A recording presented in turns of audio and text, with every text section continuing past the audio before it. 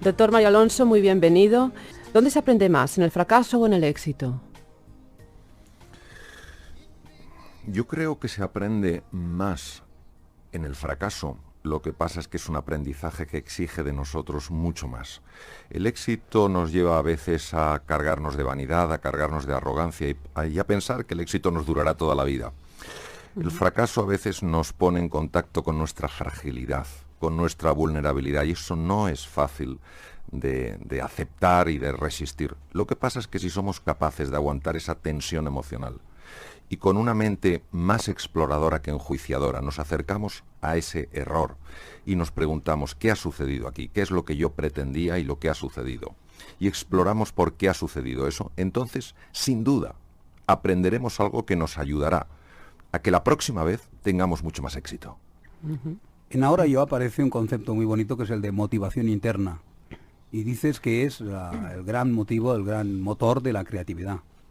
La motivación interna es la palanca emocional que una persona encuentra en su interior y que le permite superar la incertidumbre y el miedo. Es esa razón potente y que es diferente para cada persona que te atreve a dar, que te permite dar un paso ante la complejidad, aunque no sepas lo que va a suceder, sencillamente porque la meta, lo que buscas es tan inspirador para ti y para tu vida, que es capaz de aflorar toda la grandeza, todo el coraje, toda la determinación, toda la fuerza que hay dentro de ti.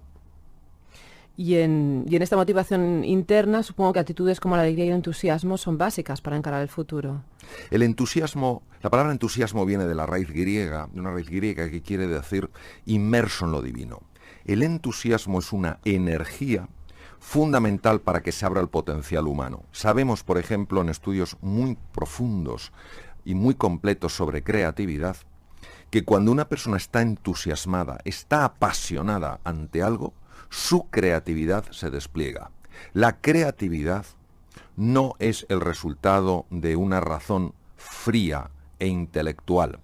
La creatividad es hija de la pasión. Cuando en el libro se refiere a las expectativas sobre los demás, que son importantes, ¿está hablando, por ejemplo, del efecto Pigmalión? Hablo directamente del efecto Pigmalión. Se sabe, se ha visto una y otra vez que cuando esperas lo mejor de una persona y la miras como se mira a alguien de quien esperas lo mejor, algo en esa persona empieza a aflorar.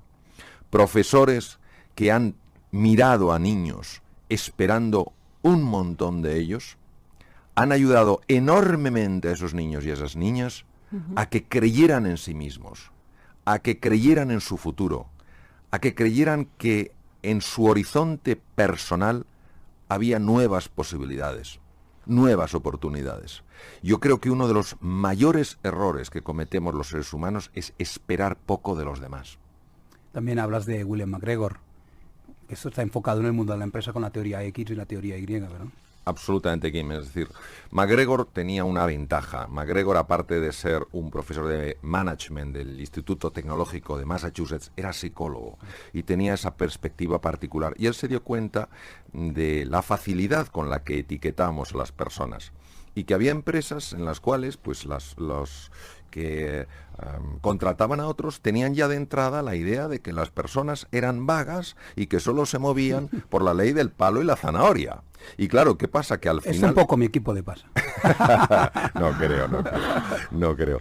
¿Y qué pasaba? Pues claro, las personas sentimos la fuerza de esa mirada y cuando nos sentimos mirados como personas incapaces de hacer algo creativo y personas que solo respondemos en base al palo y la zanahoria, al final nos desilusionamos, perdemos ánimo y claro, nuestra conducta, ¿cuál se convierte en una conducta que lo único que busca es que al final de mes nos paguen? Con lo cual se refuerza, curiosamente, la teoría de esa persona que inicialmente etiquetó a la persona.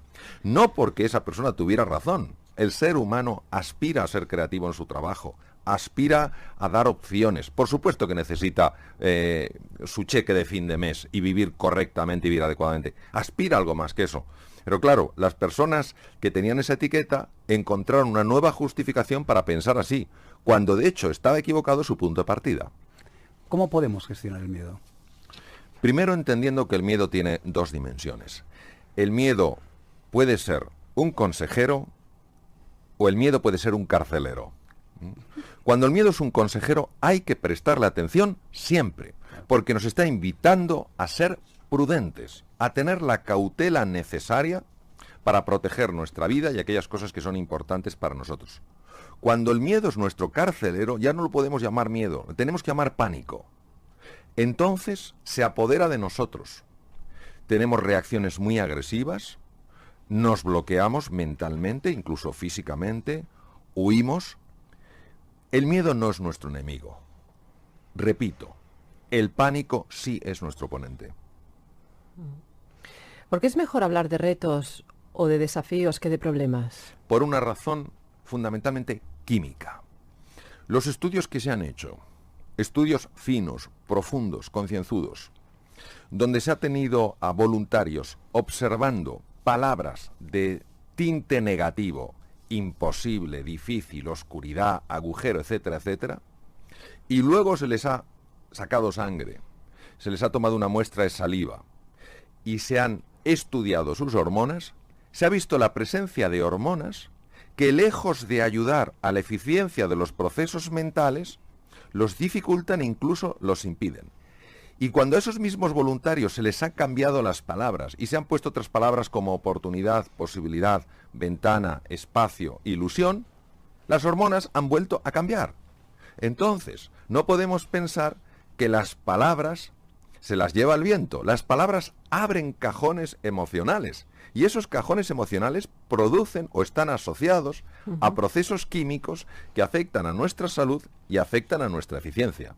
Son fundamentales las palabras que nos decimos por la mañana porque ya están influyendo a cómo vamos a vivir ese día, y son fundamentales las palabras que nos decimos antes de dormir. ¿Por qué? Porque durante el sueño se reorganiza la memoria. No nos interesa que se reorganice la memoria alrededor de pensamientos llenos de negatividad. No nos interesa en absoluto. Hay muchas personas que tal vez piensen que durante la noche el cerebro entra en reposo. No es así. Durante el proceso del sueño, la actividad cerebral es tremenda, es tan grande que toda la glucosa que hemos acumulado en forma de glucógeno hepático prácticamente se consume en su totalidad, repito, durante el proceso del sueño. Eso quiere decir que el metabolismo cerebral es muy intenso. ¿La verdadera talla de un individuo se ve ante las dificultades? Yo creo que sí. Estamos viviendo momentos de mucha dificultad y en los momentos de mucha dificultad sale lo mejor y lo peor de las personas. Porque es cuando verdaderamente nos tenemos que quitar las máscaras, tenemos que entrar en contacto con nosotros mismos y preguntarnos quién soy yo o quién he de ser frente a estas circunstancias. Y la verdad es que la vida y la historia nos demuestra que esto es así. En situaciones muy complejas por las que ha pasado la humanidad, se han visto ejemplos de superación, ejemplos de inspiración que todavía hoy nos conmueven. Doctor, ¿es verdad que si no nos gobernamos, no gobernamos nuestra mente, ella nos gobernará a nosotros? La mente es un instrumento de la consciencia, cuyo anclaje está fundamentalmente en el tejido cerebral y en el tejido corporal. La mente puede ser llenada de pensamientos muy negativos, que los vamos o generando nosotros o los vamos tomando del exterior. Esos pensamientos, si no somos cautos, pueden tomar el dominio de nuestra propia percepción, de la manera en la que vemos la realidad. Si yo, por ejemplo, cuando tenía 5 años, imaginemos, alguien me dijo, no llegarás a nunca en la vida, no porque esa persona que me lo dijo fuera mala, sino sencillamente porque era ignorante de mis capacidades. Y me dice eso y yo me lo creo. Ese automatismo empezará a funcionar en mi mente. En cuanto tenga alguna oportunidad de tener éxito, se encargará de que haga justo lo contrario para tener éxito. Irá constantemente boicoteando mis esfuerzos. Esos automatismos son los que tenemos que gestionar. Y cuando tomamos ese esfuerzo y ese compromiso en entrenar nuestra mente, no en juzgarnos, sino en explorar qué nos está pasando, empieza a hacerse luz en la oscuridad. Eso es la conciencia. Y empezamos a darnos cuenta de la cantidad de veces en las cuales podíamos hacer cosas mucho mejores que las que hacemos.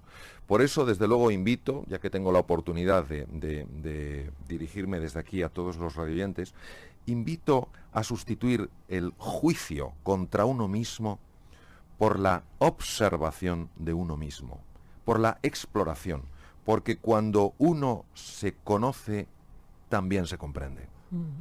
Has hablado de entrenamiento mental, de aprendizaje. Dices que es importante un compromiso fuerte y una gran paciencia. Sí. El ser humano se mueve por la ley de la granja. ¿Qué es la ley de la granja? Yo no me imagino a un agricultor poniendo una semilla en la tierra y al día siguiente frustrado, desesperado o lleno de ira porque no ha crecido la planta. El agricultor en su sabiduría sabe que aunque no lo vea, hay algo que está ocurriendo bajo la tierra. La semilla está creando esas raíces, está creando esa posibilidad de luego aflorar con fuerza y con pujanza.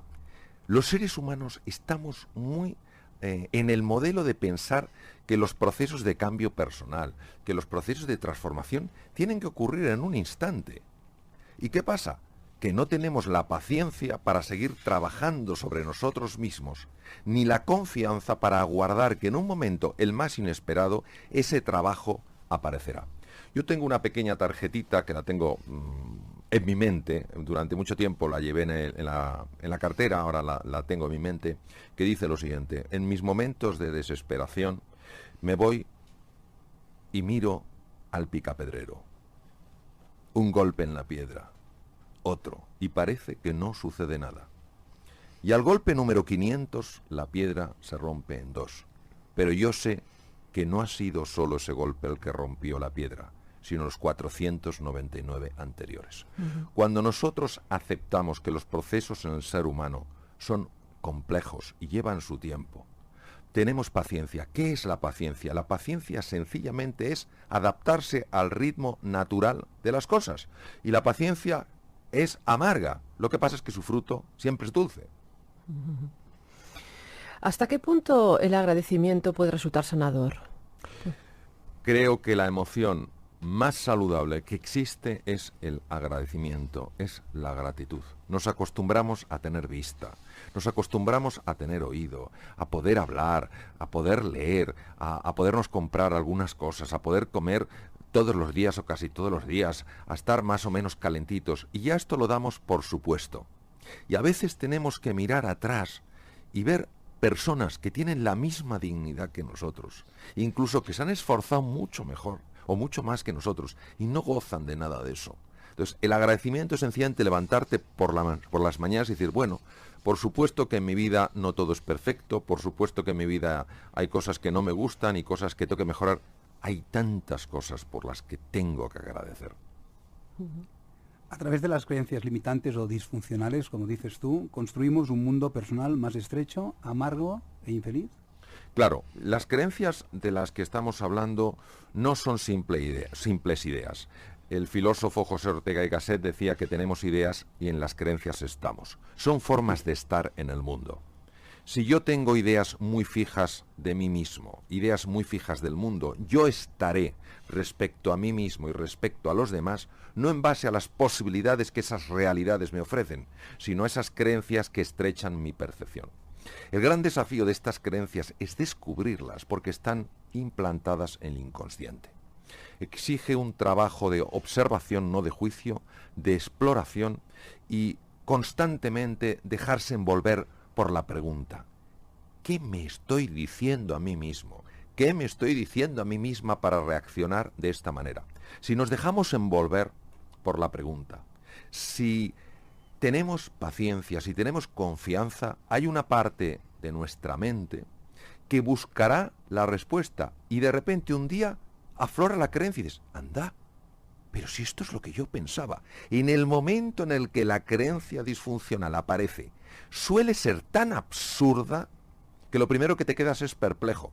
A la vez te das cuenta de que es cierto, que eso ha estado imperando en tu vida. Y bajo la luz de la conciencia, esa oscuridad sencillamente se desvanece. ¿Qué diferencia existe entre encontrar una salida o encontrar una solución? Cuando nos hallamos frente a un reto, a un desafío complejo, esto no suele ser agradable. Se genera una tensión interior, una duda de si seremos capaces de resolverlo, de encontrar una solución. Y la tendencia es a abandonar, a tirar la toalla. ¿Por qué? Porque a nadie le gusta el dolor, a nadie le gusta esta sensación de tensión. Ahora bien, cuando tú tienes un motivo fuerte, cuando tú tienes una meta poderosa, cuando estás de verdad comprometido y aguantas, sigues notando esa tensión desagradable. Pero es que ahora el cerebro se encuentra con que no le estás dando una salida fácil. Y como una de las misiones fundamentales del cerebro es protegernos del dolor, él tiene que encontrar un camino para que salgamos de ese dolor. ¿Dónde lo haya? Abriendo dos ventanas. La ventana de la inteligencia y la ventana de la creatividad. Por eso, en esos momentos, cuando no tiramos la toalla, antes o después, se abre una puerta. ¿Tenemos, como decía Eric Fromm, miedo a la libertad? Por supuesto. Desde mi punto de vista, tenemos miedo atroz a la libertad. Ahora, me gustaría mucho diferenciar dos tipos de libertad, que las explica maravillosamente el profesor López Quintás. Hay una libertad operativa. La libertad operativa es que yo haga lo que quiero hacer. Que si quiero irme de este estudio, me levante y me vaya, en lugar de sentir que, pues, que no puedo porque está la puerta cerrada. Y esa libertad nos encanta. Y a veces confundimos esa libertad con ser libre. Hay otra libertad que es la libertad interior o libertad creativa. Es aquella en la que yo elijo cómo quiero responder a aquello que me ocurre en la vida. Pondré un ejemplo. Nelson Mandela estuvo 26 años encerrado en la prisión de alta seguridad de Robben Island. No tenía libertad operativa. No la tenía, no podía ir donde él quería. Él tenía que ir donde le forzaban a ir. Sin embargo, tuvo libertad creativa. ¿Por qué? Porque decidió no odiar a sus carceleros. Y por eso, cuando fue liberado y se convirtió en el presidente de la nación sudafricana, de esa extraordinaria nación, él luchó toda su vida por la reconciliación. Eso es la libertad.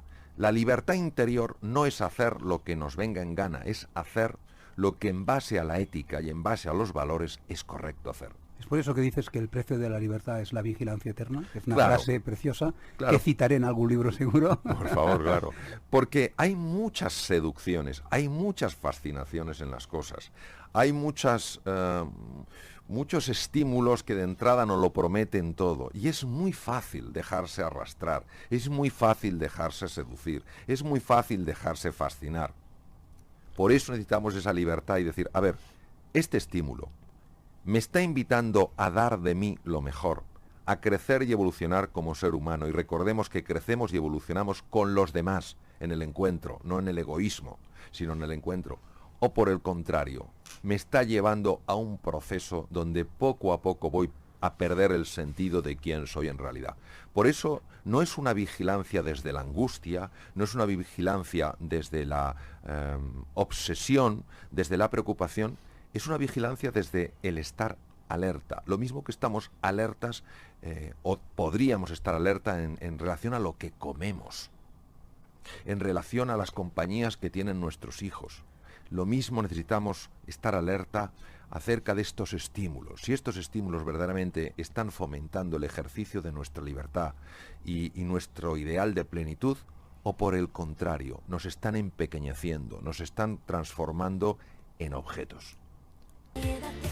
¿Los límites de nuestro lenguaje son los límites de nuestro mundo? Si cambiamos nuestro diálogo interior, ¿podemos ensanchar nuestro mundo y tener una visión más plena? Esa frase la acuñó un filósofo, Ludwig Wittgenstein, y creo que dio bastante en el clavo sobre algo. Nosotros tenemos distintos planos, y cuando hablo de tenemos distintos planos, hablo de que somos de formas distintas. Somos seres biológicos, es decir, nosotros no tenemos un cuerpo, somos cuerpo. Nosotros no tenemos unas emociones, somos emociones. Y el lenguaje no es algo que tenemos, es algo que somos. Cuando se estudia un poquito de neuroantropología, se observa lo siguiente. Hace 150.000 años aparece una especie radicalmente nueva. Nadie sabe de dónde ha salido. Homo sapiens sapiens aparece también en el este de África, como aparecieron nuestros primeros ancestros, el Homo habilis, por ejemplo. Y este ser humano, que convivió durante tiempo con el hombre neandertal, tenía una mente diferente, se llama mente simbólica. La mente simbólica no puede existir sin lenguaje. El lenguaje no es algo que nos sirve simplemente para describir cosas y explicarlas. El lenguaje es algo con lo cual nosotros co-creamos la realidad. Basta que nombremos algo para que esa realidad tome una dimensión diferente. Basta que escuchemos una palabra, la palabra justa, para que en ese momento se nos abra en la mente una oportunidad. Por eso hemos de ser muy... cautelosos, ¿no? Yo diría muy cuidadosos en usar palabras que abran horizontes y no que generen pozos. ¿A qué problema nos enfrentamos cuando nos limitamos a vivir en lo que te has dicho, la máquina biológica? Pues nos limitamos sencillamente a vivir en un plano, vamos a decirlo, estrictamente animal. Decía Aristóteles, el ser humano es animal racional. Esa racionalidad que no nos convierte en alguien superiores a los animales desde el punto de vista de la arrogancia, ni muchísimo menos, sino que nos convierte en seres diferentes, esa racionalidad nos permite establecer relaciones con la realidad radicalmente diferentes de las que establecen, por ejemplo, los animales. La máquina biológica es cuando esos automatismos que se adueñan de nuestra mente dirigen todo nuestro comportamiento. Entonces, entre lo que nos ocurre y lo que nosotros hacemos, solo hay una reacción, no hay una respuesta, no hay ejercicio de la libertad. Alguien me insulta por la calle y automáticamente yo me vuelvo violento, en lugar de pararme y decir, ¿cómo quiero yo responder a este desafío? ¿Qué pasa? Que es chocante hasta qué punto el ser humano protesta por su libertad y las pocas veces que en nuestro ejercicio vital actuamos desde esa libertad. Es curioso porque es usted científico y sin embargo habla de la potencia del alma. ¿A qué se refiere? Bueno, yo creo profundamente que así como el ser humano es un ser biológico, el ser humano es un ser lingüístico, el ser humano es un ser social, el ser humano es un ser espiritual. Quiero matizar muy bien qué entiendo por espiritualidad. Por espiritualidad entiendo todo aquello que me ayude a trascenderme, es decir, a salir de mi ego, a salir de mi yo, de mi mío, y todo aquello que me ayude a encontrarme con la otra persona. Para mí, la espiritualidad es absolutamente compatible con creer en la presencia y en la existencia de un Dios, como en creer en la presencia y la existencia de un ser con la misma dignidad que tengo yo, que es la otra persona, aunque no la conozca. La espiritualidad sencillamente es esa interpelación al ser humano de salirse de sí mismo y de encontrarse con la otra persona. En el libro hablas de valores con mayúsculas. Sucintamente, ¿podrías decir cuáles son los más importantes de estos valores? Digo valores con mayúscula porque una cosa son los valores que decimos y otra cosa los valores que vivimos. Vivimos muchas veces con una falsa moral, con una gran inautenticidad, decimos una cosa y nuestra vida nos desmiente por completo. Por eso valores con mayúsculas son aquellos que se transmiten con nuestra conducta, o sea, reflejan nuestra conducta. Pues hay valores, por ejemplo, como la amistad. La amistad es estar con una persona o junto a una persona no por lo que tiene, sino por lo que es como ser humano. Es luchar hombro con hombro en los momentos en los que esa persona tiene dificultades. Es transmitirle a esa persona, nunca estarás solo, nunca estarás sola. Es estar atento a lo que esa persona a lo mejor necesita y no se atreve a expresar por vergüenza, por miedo, por lo que sea. Valor es la creatividad, valor es La creatividad es un valor en cuanto que estoy constantemente viendo qué posibilidades ofrecen las otras realidades y cómo yo puedo entrar en un juego creativo con esas posibilidades. Otro valor es la compasión que viene de la raíz conectar con la pasión, con el sufrimiento, sencillamente es darse cuenta, trabajar, entrenarse en el arte de mirar de otra manera. Y cuando una persona es agresiva con nosotros, en lugar de ver la maldad, ver el sufrimiento, ver el dolor, ver la frustración de esa persona, no para estar de acuerdo con lo que hace. La empatía no es lo mismo que la simpatía, sino para entender que desde el punto de vista de esa persona, lo que está haciendo tiene sentido para esa persona. Cuando yo puedo entender por qué una persona hace lo que hace, puedo conectar con su mundo. Si conecto con su mundo, es más fácil que ambos nos redirijamos a un espacio que ofrezca mayores posibilidades y mucho menos dolor. Hay una frase suya que me encanta, bueno, hay muchas, pero esta en concreto, además creo que radica el secreto del éxito en esto. Hemos de recuperar la capacidad de ver lo extraordinario en lo ordinario. Ah, sí, lo comentamos un poquito antes. Nos acostumbramos a pensar que las cosas están y que tenemos derecho a todo y que nuestra forma de ver las cosas es la única realidad que existe. Cuando retomamos la mirada de un niño, la mirada de un niño pequeño, una mirada llena de asombro, llena de curiosidad, entonces en lugar de enjuiciar esas realidades que aparentemente conocemos tan bien, empezamos a explorarlas. Y cuando nos acercamos con esos ojos marcados por la humildad, por el interés y por la sorpresa, esas realidades que creíamos que nos lo habían ofrecido todo, empiezan a ofrecernos aspectos que previamente nos eran invisibles. Voy a poner un ejemplo. En Estados Unidos pasó algo aparentemente intrascendente.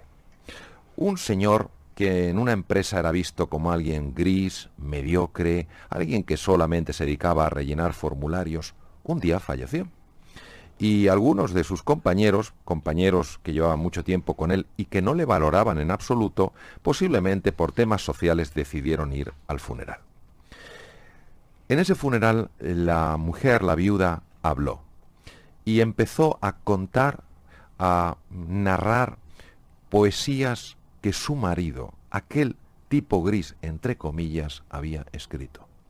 Las poesías eran de tal profundidad, de tal calado, de tal hondura, que esos compañeros suyos de la empresa empezaron a llorar, conmovidos por las poesías. Y cuando salieron fuera, se preguntaron cómo es posible que hayamos estado tantas horas conviviendo con esta persona y hayamos sido incapaces de ver esa realidad, esa creatividad que había en su interior.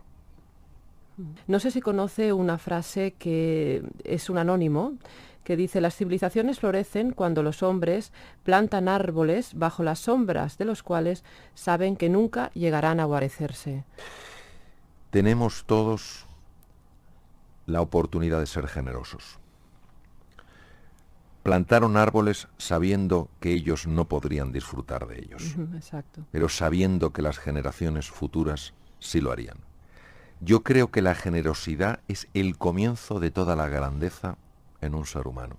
La generosidad no se parece en nada a un intercambio comercial. Yo doy algo con la ilusión de que ese algo que doy y que comparto sirva a otro ser humano. No lo doy para que esa persona luego me dé algo a cambio. Eso es un intercambio comercial, no es generosidad. Porque la generosidad es el antídoto del egoísmo. Decía Santo Tomás de Aquino en el siglo XIII que todos los errores del ser humano proceden de un único origen, la soberbia. La soberbia, la vanidad, el egoísmo, el tratar a los demás como objetos. Si me sirve, le utilizo. Si no, le quito del camino. La generosidad es reconocer esa dignidad en todo ser humano y además hacer algo que demuestra que las necesidades de esa persona y lo que esa persona siente, para mí, son algo importante.